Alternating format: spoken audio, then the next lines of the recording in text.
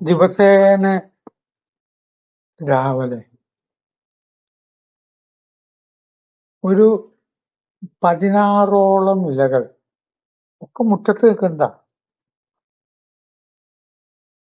പൊട്ടിച്ച് ഞാനത് കഴുകി അരിഞ്ഞ്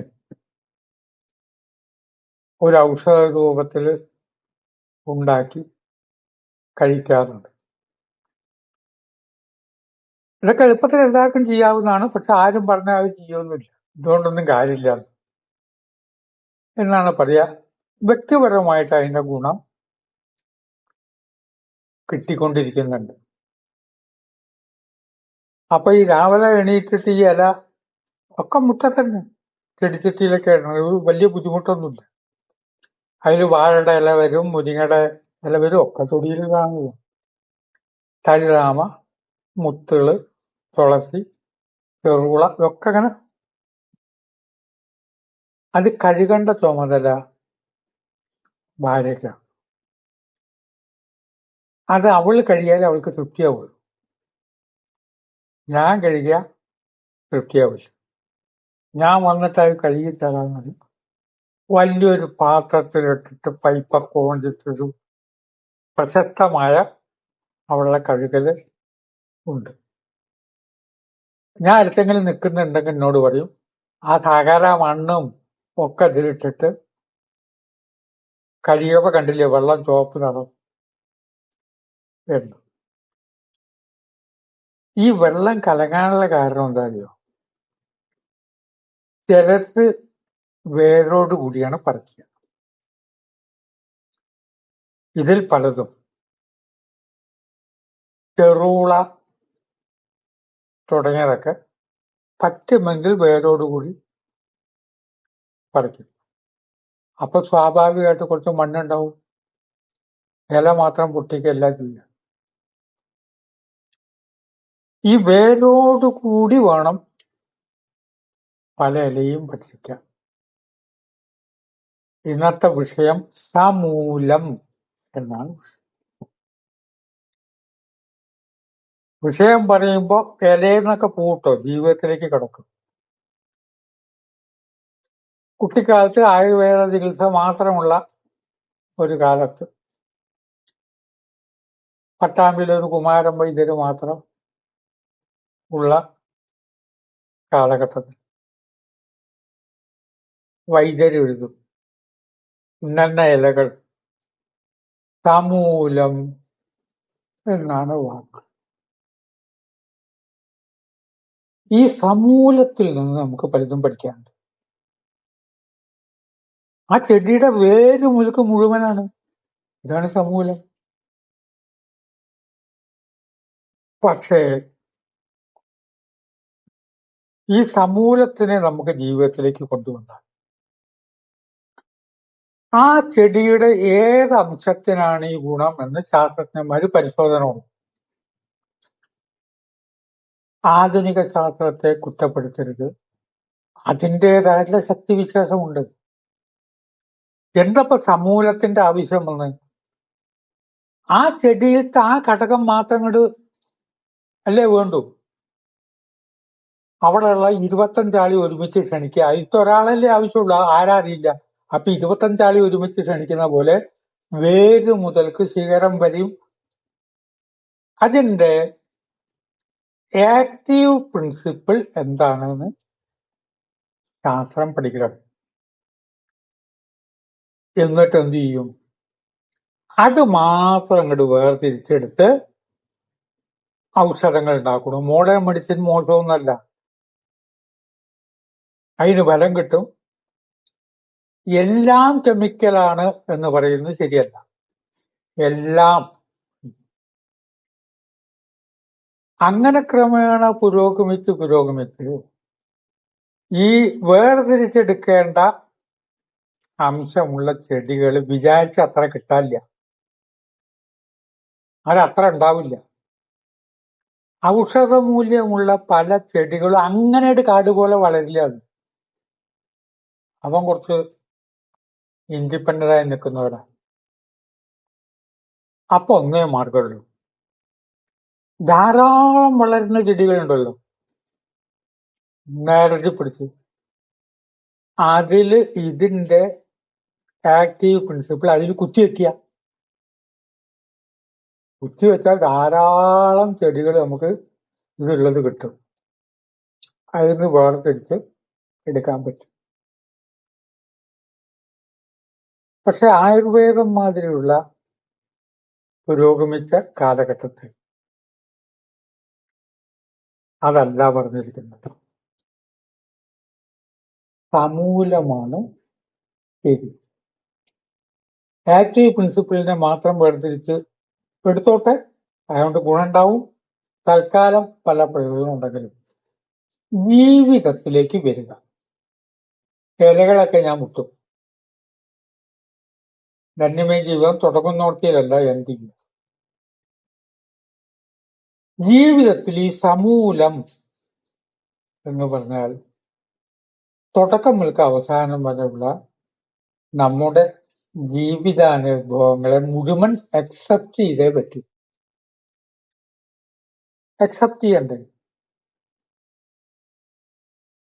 മരണ വീട്ടിൽ ചെന്നു, വിചാരിച്ച പോലെ കരച്ചിലൊന്നുമില്ല.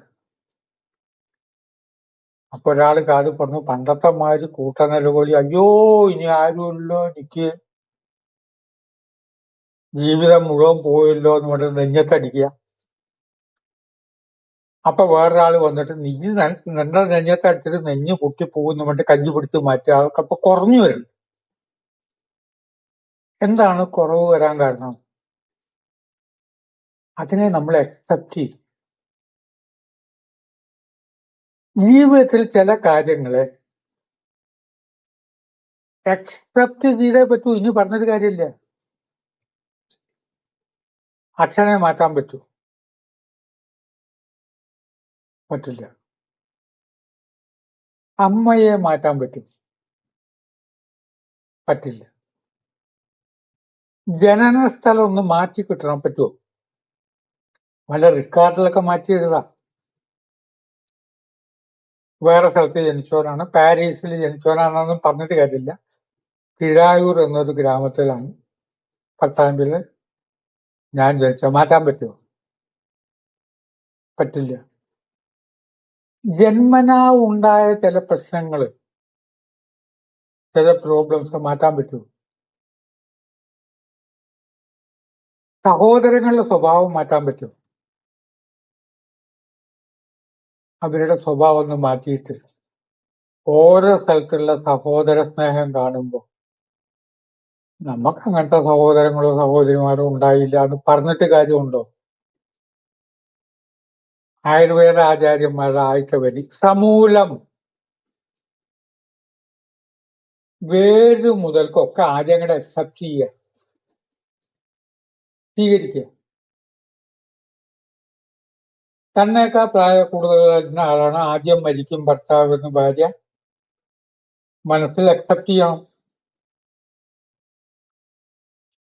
വിവരമുള്ളവരുള്ളപ്പോ ജ്ഞാനം വർദ്ധിക്കുമ്പോൾ എന്താവും? ഈ ഭൂമിയിലേക്ക് ആർക്കും ഗ്യാരണ്ടി ഇല്ല. പ്രായക്കൂടുതലുള്ളവർക്ക് കുഴപ്പമില്ലാതിരിക്കുമ്പോ ചെറിയ കുട്ടികൾ മരിച്ചു പോകും. നിവർത്തിയുണ്ടോ? അക്സെപ്റ്റ്. ഈ സമൂലത്തിന് ഇങ്ങനൊരു അർത്ഥം കൂടി ഉണ്ട്. നിലവിലുള്ളത് പലതും മാറ്റാൻ പറ്റില്ല. കുറച്ചും കൂടി സ്പീഡിൽ സംസാരിക്കണം എന്ന് എന്നോട് പലരും പറയാറുണ്ട്. എനിക്ക് ഈ രീതിയെ പറ്റുള്ളൂ. പണ്ടൊരു കാരണവര് പറഞ്ഞ മാതിരി എനിക്ക് ഇങ്ങനെ നടക്കാനേ പറ്റുള്ളൂ, അല്ല ഇങ്ങനെ പാമ്പിനെ കണ്ടാലും എനിക്ക് ഈ സ്പീഡേ കിട്ടുള്ളൂ. അപ്പൊ നിലവിൽ കിട്ടിയ കാര്യങ്ങളെ സമ്പൂർണമായും അക്സെപ്റ്റ് ചെയ്തിട്ട് ഇപ്പൊ ജീവിക്കാൻ പറ്റുമല്ലോ. കൂട്ടത്തുനിന്ന് ഒരു പെൺകുട്ടിയെ തെരഞ്ഞെടുത്ത് ഭാര്യയാക്കി, അത് അക്സെപ്റ്റ് ചെയ്യേണ്ടത്. ഭർത്താവ് കിട്ടാവുന്നതിൽ വെച്ച് നല്ല ആളെയൊക്കെ നോക്കിയേ. പിന്നെ കല്യാണം കഴിച്ചു നോക്കുമ്പോഴല്ലേ സ്വഭാവം എന്താ അറിയണം. നമ്മൾ വിചാരിച്ചോന്നല്ല. ബിരുദവും ഡിഗ്രിയൊക്കെ ഉണ്ട്. ലണ്ടനിൽ പോയിട്ട് ബിരുദമൊക്കെ എടുത്തിട്ടുണ്ട്. എത്രമാത്രം ബിരുദമുണ്ടോ അത്രയും വകതിരിവില്ലായ്മയാണ് കാണിക്കുക. ഇനിയിപ്പോ മാറ്റാൻ കൊടുത്തിട്ടുണ്ടോ? നിലവിലുള്ളതിനെ അക്സെപ്റ്റ് ചെയ്യുന്ന പലയിടത്തിലും കാണാൻ കഴിയും. മരണ വീട്ടില് ചെല്ലുമ്പോ എല്ലാവരുടെ കാര്യം എന്താ പറയുക, അത് സ്വീകരിച്ചു. വളരെ വേണ്ടപ്പെട്ട ഞങ്ങളുടെ ഒരു കുടുംബ മിത്രം,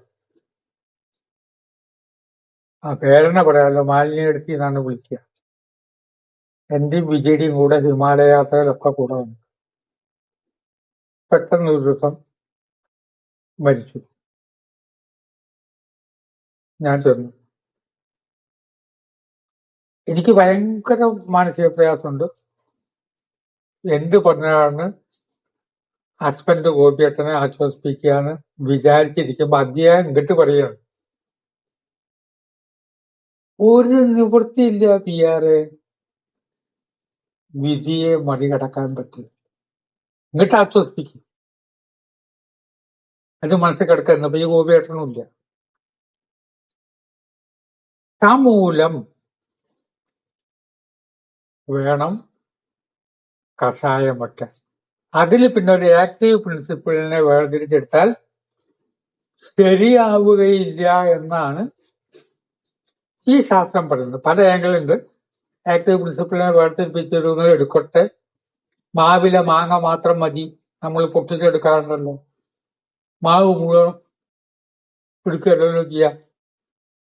വിവാദം ഒന്നും വേണ്ട. വളരെ പ്രധാനപ്പെട്ട ഒരു കാര്യമാണ് വേരോടുകൂടി.